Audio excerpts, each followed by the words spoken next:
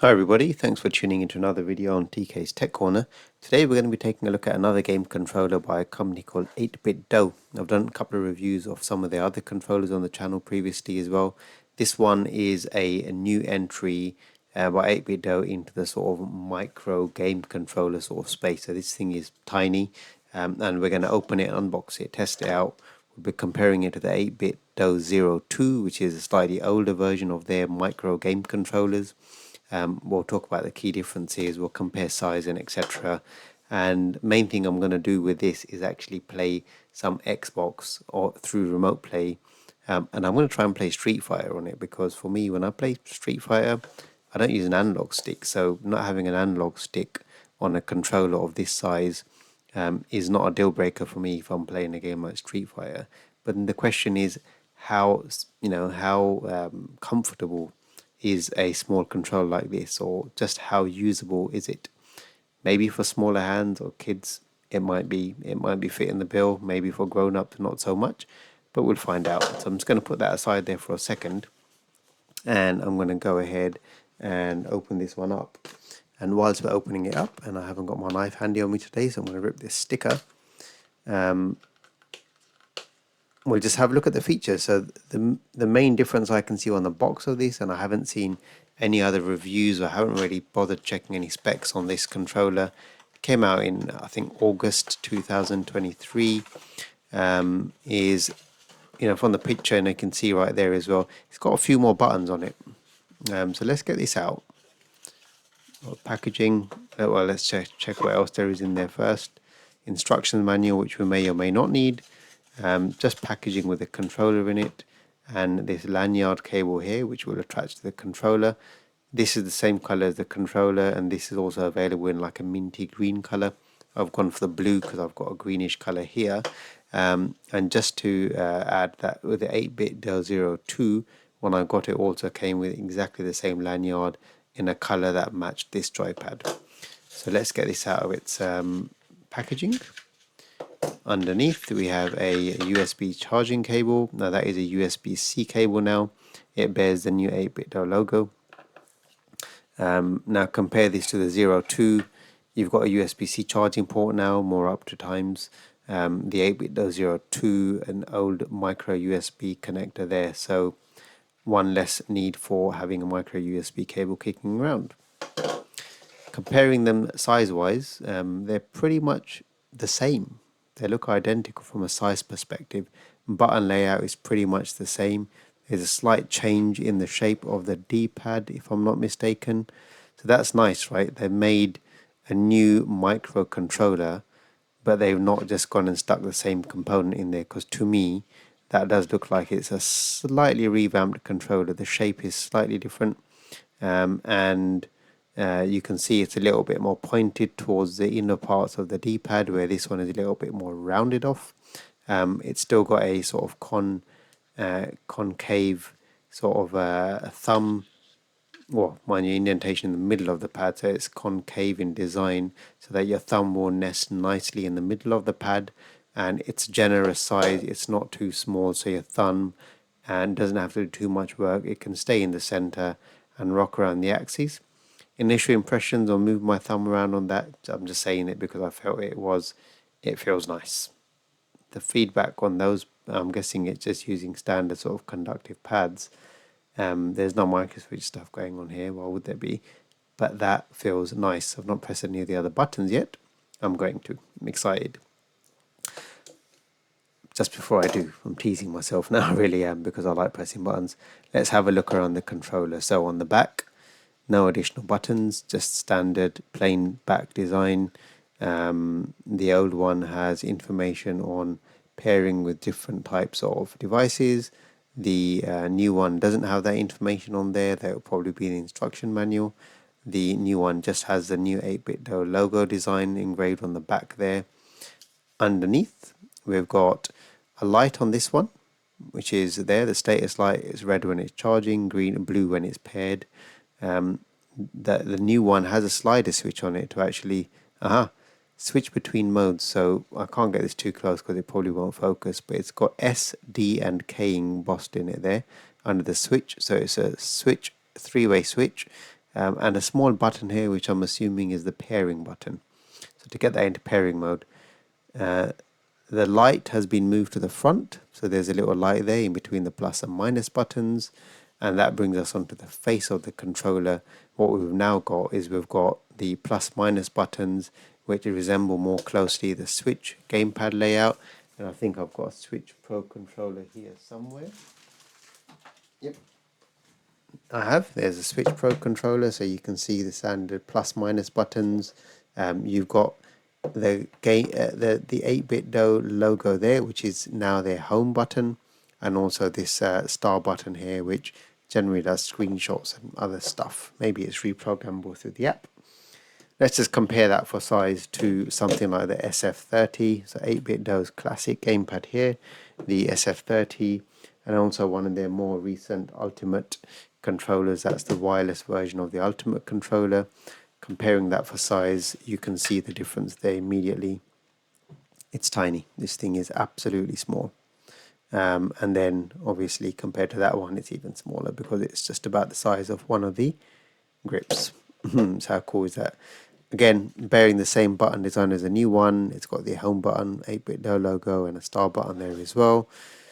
And let's move to the top of this device, right? So it's got two more shoulder buttons. So this one only had an L and R, right? It's classic SNES type of layout there. This one's got L1, R2, L1, L2, R1, R2 as well now. And the way they've implemented those secondary shoulder buttons is the same way they had done it for one of the mobile controllers, well, many I've reviewed now, but Razer Kishi, for example, V2, which has two buttons there.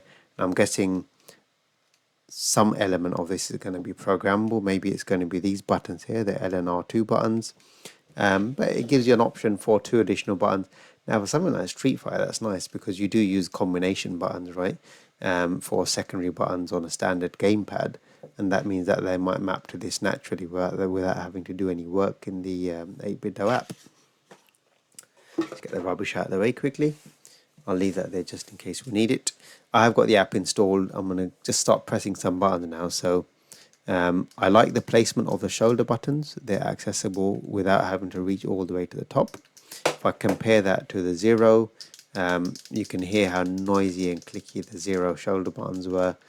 I was never a great fan of them, to be honest, but they do the job. Now, the actual switches, even though they are activated on the edges, do require a bit of effort here. You can hear they're very loud, right? Maybe there you can hear how loud they are. But the switch is actually located on the inside here from what I can feel. So if you're pressing internally here, not as noisy, and the buttons are pressing a lot easier. So if you're gripping like this, you're all right. But if you're gripping like this, you're not. In the case here, the buttons aren't as long, so the buttons are actually still implemented on the top part. You can see that there, but and roughly the same sort of experience here. So I'm pressing the buttons on the corners. They're a bit easier to trigger, to be honest, because they're shorter probably, so you haven't got as much distance between the shoulder of the actual controller and where the button is located, where the actual switch is located. Nice feedback on the buttons there. Nice size. The L2 and R2 buttons, the smaller ones, not sure how easy they're going to be to press. I can press them without engaging the L1, R1 buttons. They're small, so it would take a bit of getting used to find them, I suppose. But when you're pressing them, it's a nice satisfying click. There's not too much travel in there. They're nice. No analog stuff going on here, but all good. Now, I finally pressed these buttons properly. A, B, X, Y. These are the things that matter. I like the distance on the buttons. For a small gamepad, there's generous spacing in them. I'm just messing around here with the A, B button. Imagine I was playing Mario and I'm running and I'm jumping. I'm not pressing the top buttons by accident, and I'm not pressing these buttons. There's enough spacing. You shouldn't really be hitting the button by accident here, is what I'm feeling. So generous spacing on the buttons, and much the same, to be fair, as the 8BitDo 02. I like the face button feel on the 02. They've got a nice clicky feel and response and feedback and travel to them. The ones here aren't as noisy, they're a little bit quieter, so maybe it's just because the pads are fresh on them. No micro switch stuff going on here. These feel like conductive pads to me. But again, feels great. Let's get this on and let's get this thing paired and let's start testing some games. How much can I say about a small controller? Apparently a lot, because we're minutes and minutes into this video. So I think my Xbox might still be on, I don't know. Before I start some remote play, I'm going to go into my Bluetooth settings and just start pairing. So I'm going to turn it on. I'm going to leave this on. I don't know what S, D and K is, to be honest. I'm guessing S is for switch because this supports switch. I'm just going to go on to, I don't know, let's go on to D. D for, I'm guessing, is for standard sort of D input mode. And I'm going to press the, I don't even know if this thing is charged, to be honest. It might not even be charged. I'm going to hold the connect button, just assuming that that's how I'm going to get this thing going. If it's not charged, I'm going to just pull out a power pack and we'll make sure we start. Let's press some buttons here. I'll press the plus button to see if that turns it on. No. I'll press the minus button. That's the problem with getting these things and leaving them in the box sometimes, is you forget about them and then there's no charge. Aha, right. I've pressed the home button. That should have been the obvious thing to do. And it's on. The blue light is blinking, so we have some charge. I'm now pressing the small button. Blue light is blinking faster. That tells me this is in connect mode.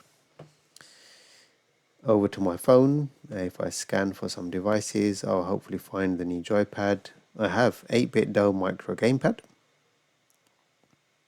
I'm going to pair to it. And we are in. So this thing is now connected.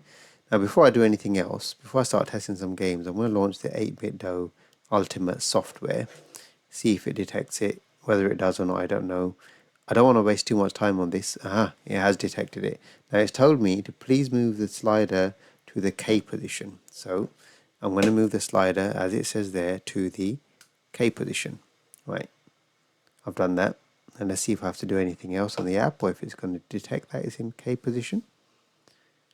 Looks like it's trying to detect it again.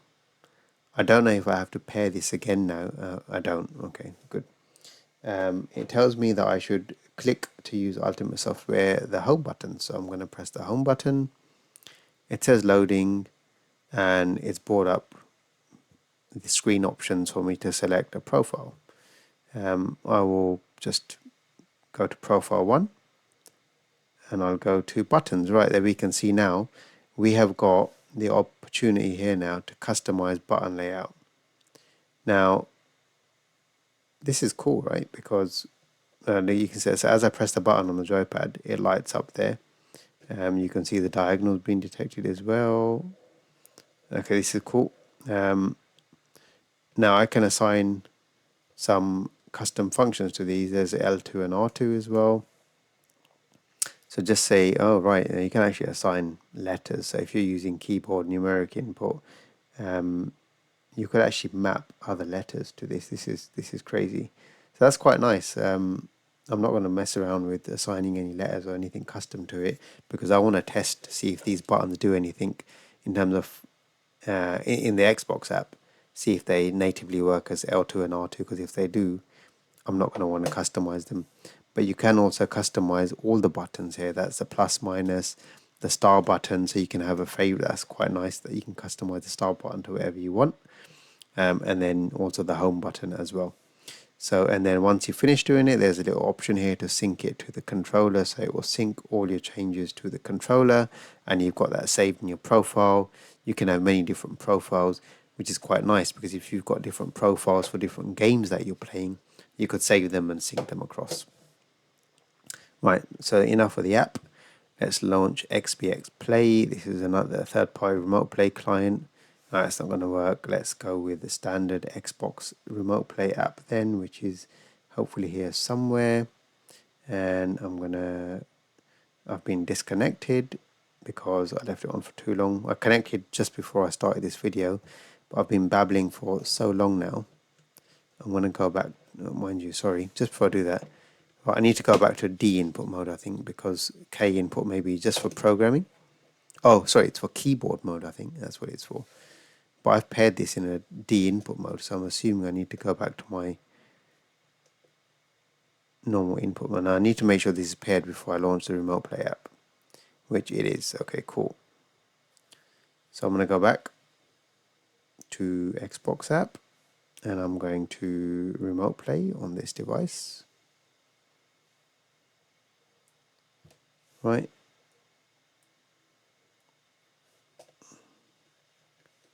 Right, let's do it that way. Right.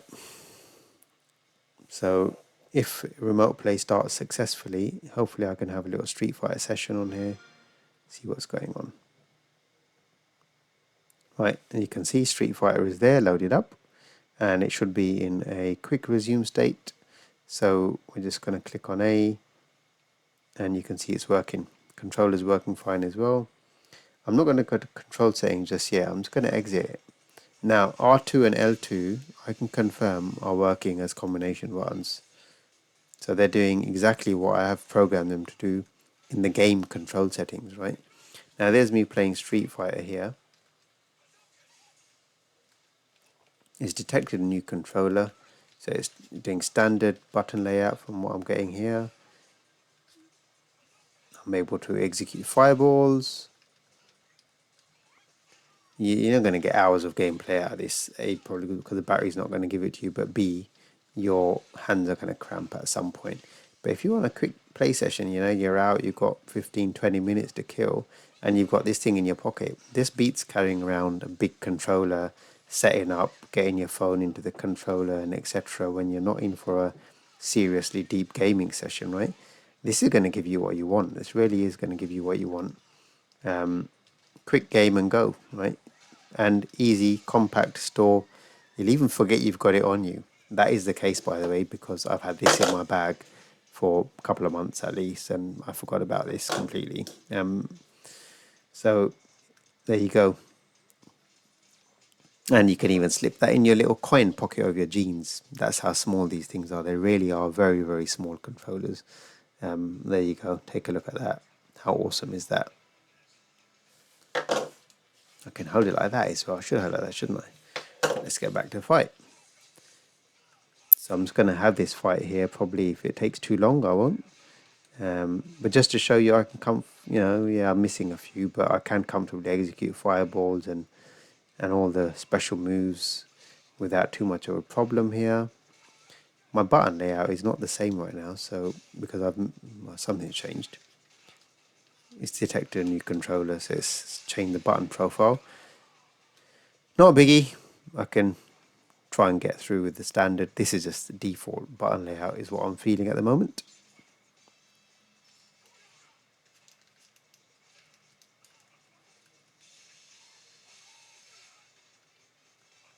Alright, messing around with the joypad too much and not playing enough. So let's focus on the game a bit more. Oh yeah, okay, right, I see what's happened. It's definitely mapped. My A, B and X, Y buttons are the wrong way around. Right, okay, cool. Now I know what my button layout is.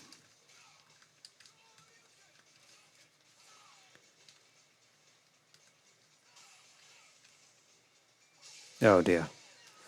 I'm going to have one more. I'm going to have one more round, see what happens. Make sure I can progress past Ryu.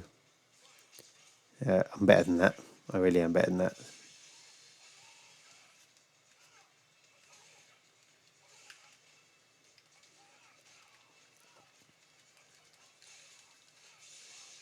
See? Told you I'm better than that.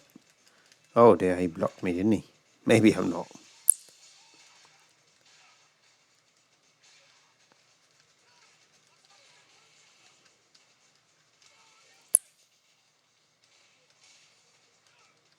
There we go. See? Told you I'm alright.